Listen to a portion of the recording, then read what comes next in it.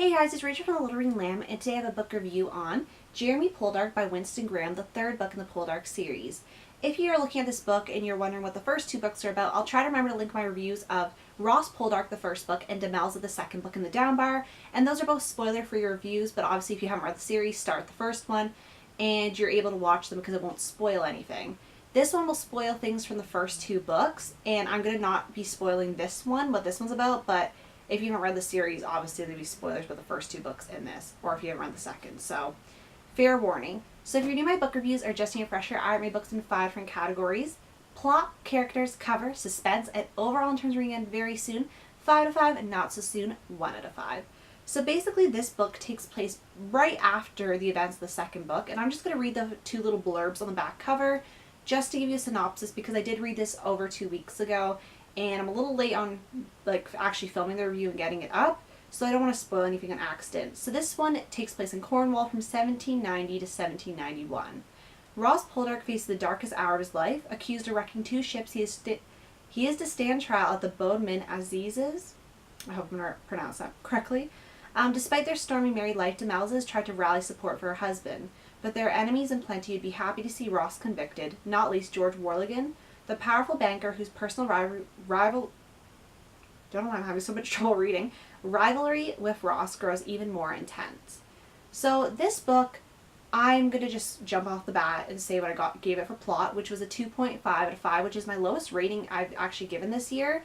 I gave it a 2.5 because there's some good points. I really liked we got to see Ross go to court and we got to see a few fun and happy moments. But then I felt a lot of the plot dragged. It was very slow, which I'll get into later when I talk about suspense, which is kind of like encapsulates pacing.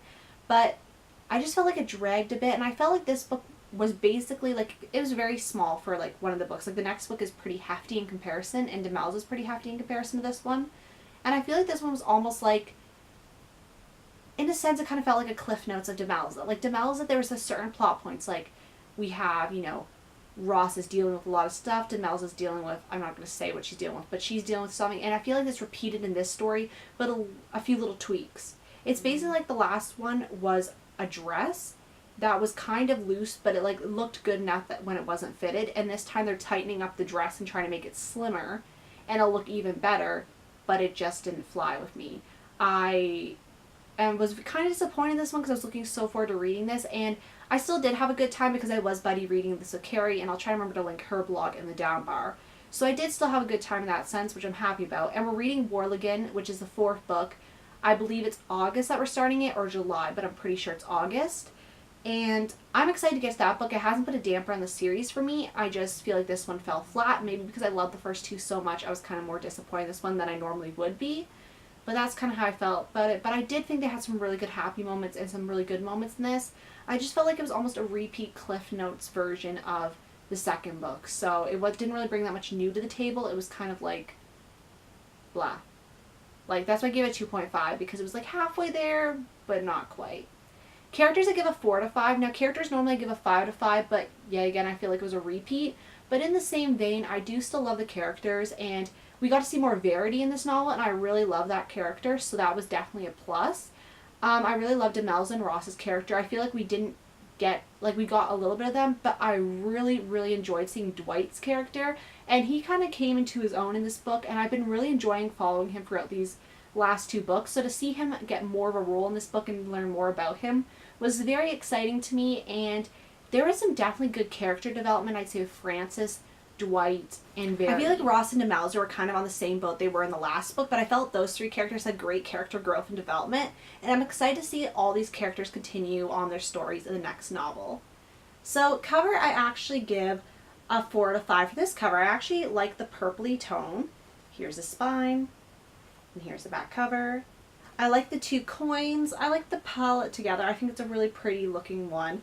Isn't my favorite? No, but I also love the sea and how it has a ship, because that's, if you know anything about this book, that has a lot of symbolism for the events that happen in this book. And suspense, I'm going to give it a 3 out of 5. Now, there was some good moments, and I gave it a little bit higher than plot because the good moments really rushed.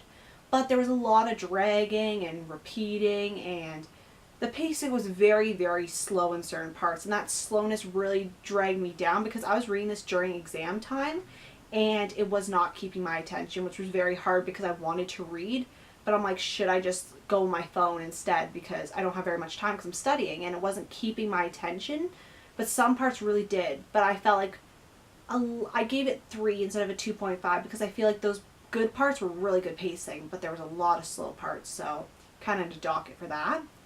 And overall, for rereadability, I'm going to give it a 5 out of 5 for rereadability because even though it's not my favorite in the series, it's still part of the series, and it's still like they have integral parts for the overall plot, and they're going to be seen in the next book, so it is an important one. Like, you shouldn't skip it, even though it is, I felt like it was a very much of a repetition. But if you're reading the series, you shouldn't skip this one because this one does contain good plot points.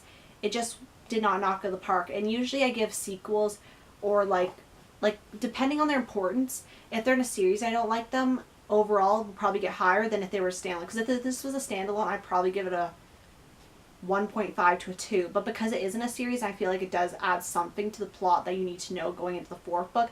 I feel like it's important to read, and when I go to reread the series eventually in the future, this will be one that's not like, oh, I'll just skip over it because like I don't need that many plot points. I'll definitely read this one, especially because it was a small one.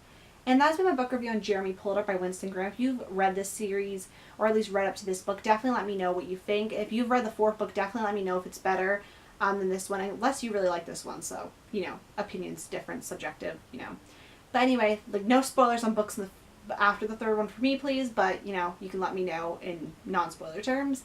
And I want to thank you guys so much for watching, and I'll see you guys later. Bye.